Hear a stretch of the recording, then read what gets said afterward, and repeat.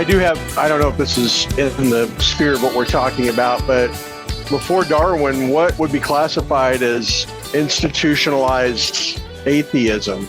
I mean, because after Darwin, it was like there was a big explosion of right. I mean, I know that I'm saying institutionalized. Before that, the best I can come up with is before that, you always had your skeptics. Your agnostic. Jefferson's first one. Skeptics were just people who basically sit back and throw stones at the whole Christian paradigm while not really giving a solid paradigm of their own. They're just they're staking their faith on that there's a rational reason for everything, even if I don't know what it is. Yeah, they had to exist, otherwise we wouldn't have seen the writings about that in Pascal's wager wouldn't have been brought up to begin with, because that was what was it. That's what it was directed to, is people that just didn't feel like they could, make the leap to a God. There was an author that Darwin really was influenced by. He's the one that came up with, man, I cannot remember the guy's name. Hutton. He wrote a book, Charles Hutton or something like that. He wrote a book on the different layers of strata, the different layers in the earth. And he really, really influenced Darwin. And I cannot think of the name of that author of that book. But I mean, he was atheist also.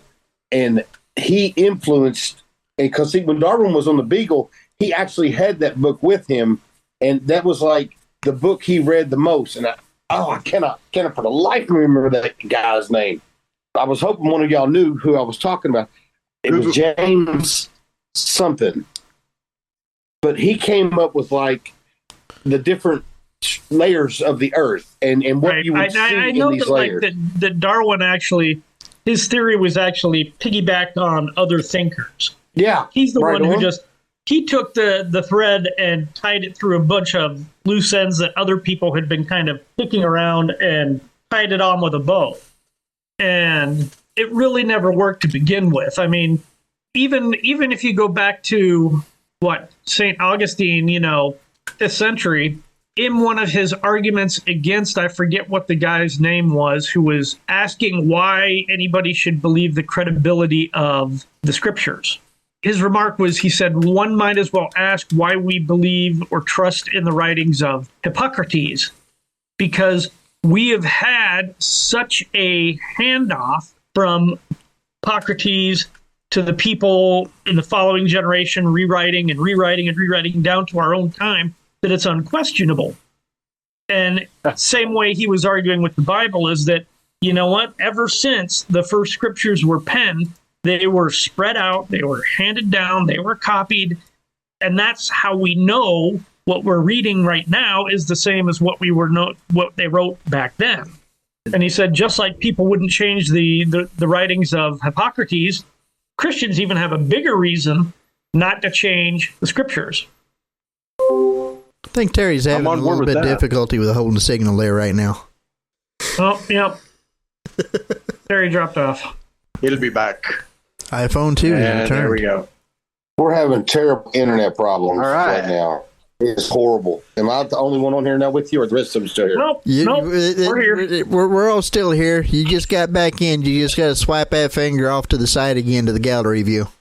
He's even having trouble talking to me when I'm out of town because something is way wrong with what we've got here. So forgive me if it happens again. I cannot help it. You're forgiven. That's okay.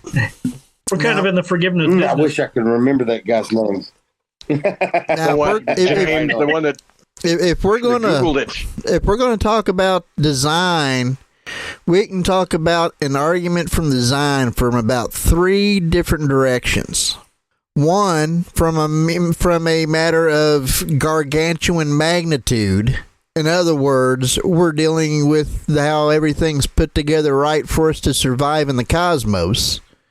Right. We can talk about on the very minute magnitude, be it, the creation of all the different animals in our cells and how all of those work, even though they are very intricate and complex despite their small size. Or we can also look at it from the realm of the non-physical, because everything is measured and can be predicted and seen how it works together from math. Yeah. Math is not physical, yet you can use math to describe virtually anything if you know it well enough. Right. I'm on board with that. I think it was, I can't remember the author who said, the scientist who said mathematics is the language of God. Was it Einstein? I don't think so. I think it was before Einstein. I think it was one of the Renaissance scientists.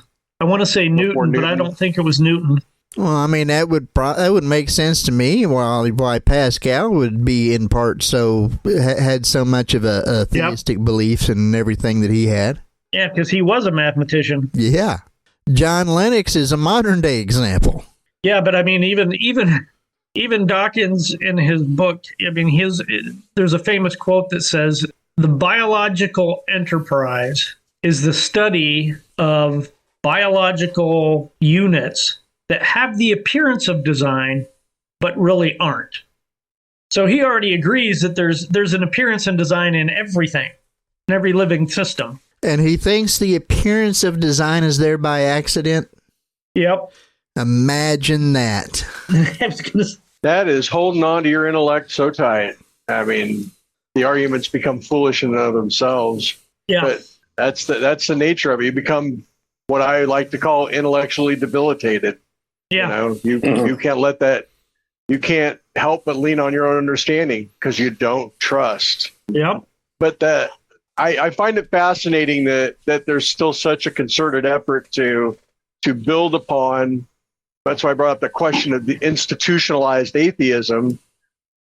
It's looking back on history, there seems to have been a concerted effort to try to create this view of everything just falling into place serendipitously somehow. Right. And it continues to exist, perpetuate. So my question was, I'll post, posit it again. What existed before those institutions? And sorry, you can't remember the name, Terry, but there clearly were other people laying down the groundwork for atheism to be there's whole societies and groups, and I mean, it's become a social construct to some extent. I think the big institutionalized push was the Enlightenment. And that's where... So it was before Darwin. Right. So essentially, at that point in time in Europe, it became intellectually in vogue to disassociate logic and reason with religion. So they thought that a society could be built from just plain rationality. In fact, in the French part of the Enlightenment, which was like a forerunner of like the really bad things that we've witnessed in the last 120 years, you had the Red Terror, where over 50,000 people over a number of years were dragged out to the guillotine. And the favorite of those were pastors and theologians, who did that. They totally ransacked the Cathedral Notre Dame, put up a throne, and put a prostitute on the throne called Reason. They would worship Reason, right? Which already shows you that you're pretty much madder than a hatter when you're putting a prostitute on a throne and saying, we're going to call you Reason, we're going to worship you. Wow. But from that fallout, you have a lot of the famous skeptics appearing and it becoming more and more institutionalized in the universities, which were almost all were all Christian endeavors. And I mean, it's just it led down to what followed on it.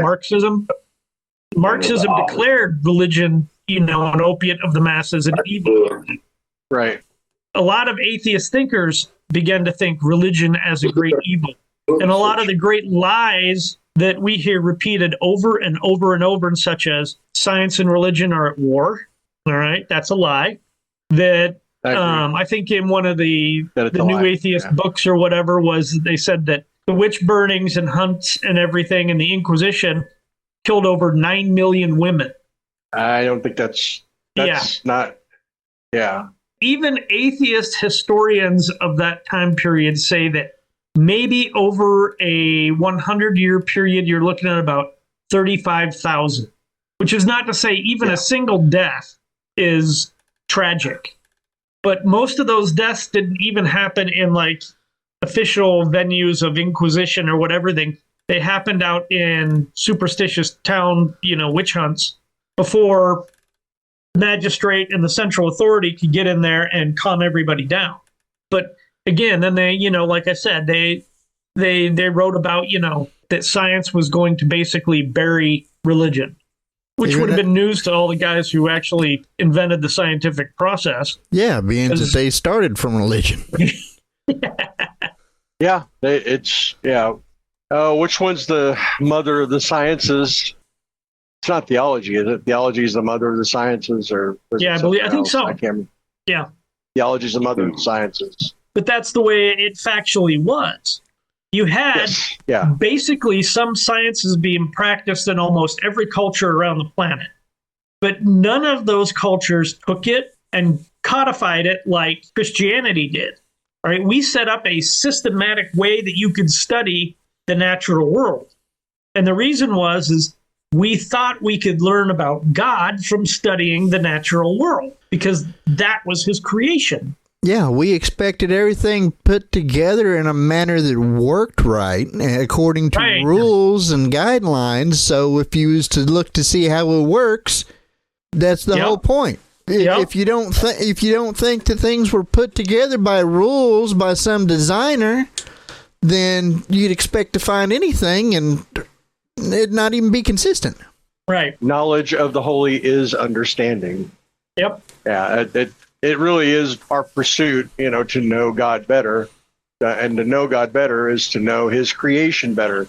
And it just, it baffles me to see the degree with which people will go to attempt to disprove that in their, they end up looking foolish, like Dawkins' arguments. Yeah. I mean, it's right on the surface.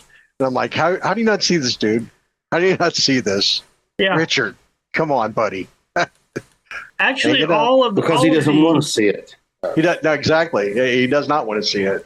I've listened to a lot of the atheist arguments and everything in podcasts, and some of these people are really what you'll call, they seem like stand-up people. But yet articulate.